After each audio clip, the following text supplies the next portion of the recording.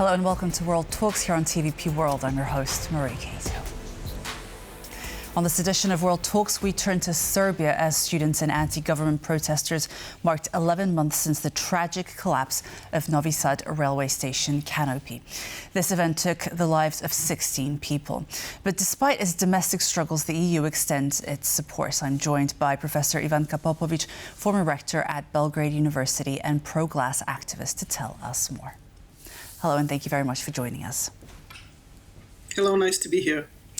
So tell us about how the memorial marches and the way that they are organized influence public awareness and sentiment about the tragedy.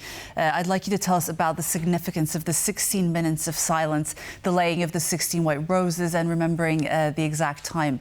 Yesterday we saw the memorial of the 11 months since the tragedy. Well, as you know, yesterday was the anniversary of 11 months since this horrific tragedy that struck the town of Novi Sad in northern Serbia. And it was commemorated very powerfully with a very strong message by peaceful citizens who were carrying out they were silent marches in four major cities in Serbia, in Belgrade, Novi Sad, Kragujevac, and Niš, commemorating this tragedy, showing solidarity and also very strong determination to fulfill the initial requests of not only students but citizens that those responsible for this tragedy be brought to justice. So, as you probably are aware, not only at this commemorative meeting, but also at all others, there's 16 minutes of silence, 1 minute each for each victim as a show of respect and compassion for the victims. Also, that's why there were the 16 white roses, symbolizing the unity of the citizens in the struggle for justice, I have to say, because there have been some feigned actions of starting procedures, but actually nothing has moved since the tragedy itself, that there's any determination on behalf of the government to really process who is responsible, which of course leads to serious doubts about the position of the government and its accountability in this whole affair, as in many other infrastructural, let's say, problems that are arising in Serbia that are related to systemic corruption.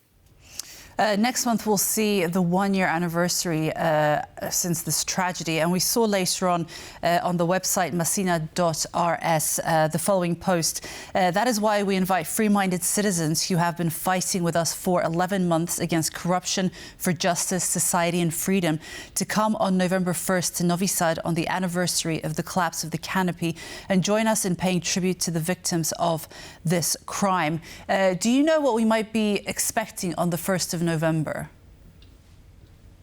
Well, I absolutely know what we can expect from students and citizens that will be coming to Novi Sad to commemorate the anniversary of this tragic event. These are always peaceful protests, very dignified, and they have been such in the past months. Those who promote violence have actually been shown to be actually representatives of the government, and they seem to be trying to provoke peaceful demonstrators into violence, which would then be used against them to portray them as anti-state activists or even terrorists, which has been very much present in the press, in the government-controlled press, which is trying to demonize the protesters as enemies of the state, which is very far from the truth, because it's actually the citizens who are fighting for a country that would abide by rule of law. And this is not what we are witnessing in Serbia these days, unfortunately.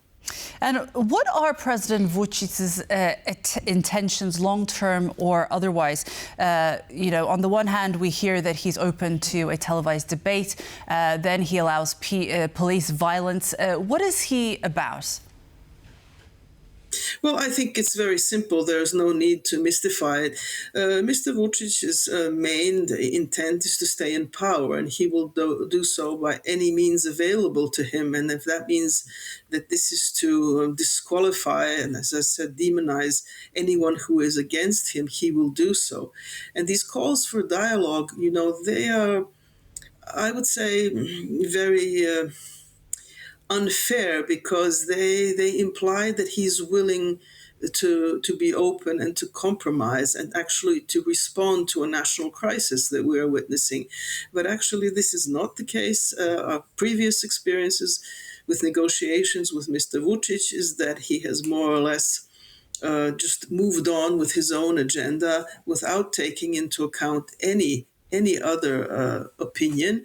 And we have seen this also in what has been going on with the recommendations by ODIHR for improving election conditions in Serbia. He's, walking, doing the motions, but nothing significantly positive is happening. So Mr. Vucic is an experienced politician, also very much in favor of a very strong, powered autocratic rule. So he will not he's not really willing to listen to anybody else, especially if this other side is expecting accountability. And he is not prepared to be accountable for what his government is doing.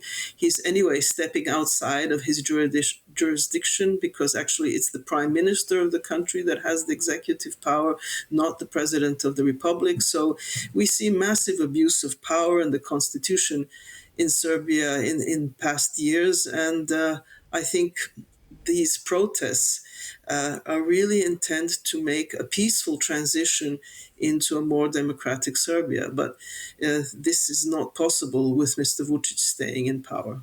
So have the authorities responded to the Novi Sad tragedy in any way, and the demands that are emerging from these commemorations over the past 11 months? So in other words, have any significant changes, legal, infrastructural, safety regulations, have they been implemented since November 2024 to avoid similar tragedies? No, the government has been dragging its feet. Yes, there were some incidents which led to the stepping down of the prime minister in late January of this year. But that was just, let's say, a cosmetic change, because it doesn't really matter who the prime minister of Serbia is. Mr. Vucic is the one who is responsible for all of the activities of the Serbian government. And also, as far as the process that should indict those that are responsible, there have been, again, moving timelines, not making documentation available.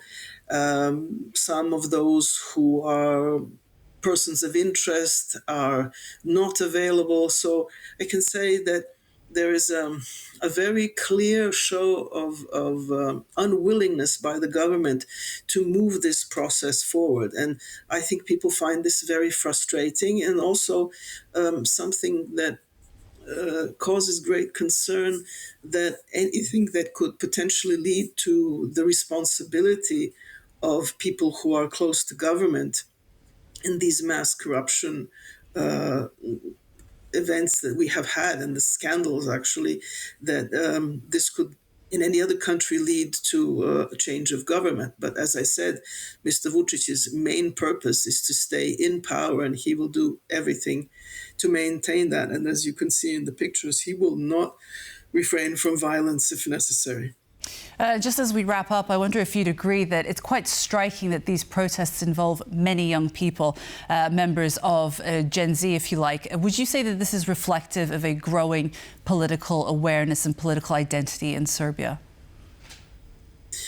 I think that political awareness is the consequence of the realization that everything in Serbia has become relative, that any type of, I have to say, physical safety, legal safety, any type of...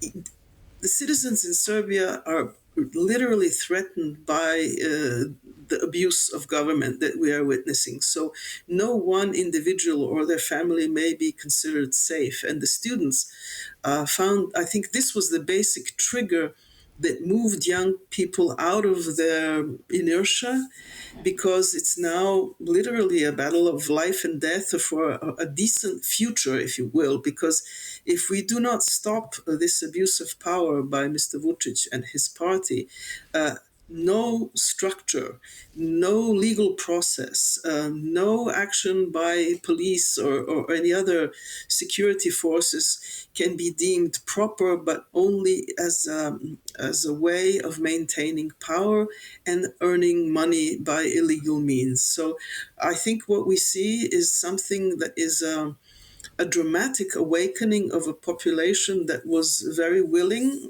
to be led by authoritarian ruler as long as they personally were not threatened. But now we have come to the stage where no one, as I said, it's absurd in the 21st century, but say no one is safe from the consequences of Mr. Vučić's rule. And therefore, I think there is a very strong determination to persevere with these demonstrations, of course, in a legal and parliamentary fashion, and through elections to elect a new government. And I hope that Mr. Vučić will allow such a development, because if not, then he and solely he is responsible for any violence that might occur. Okay, Professor Ivanka Popović, former rector at Belgrade University and pro-glass activist, thank you so much for joining us today. Thank you for inviting me. And that wraps up World Talks. Thank you so much for joining us, and we shall see you very soon on TVP World. Goodbye.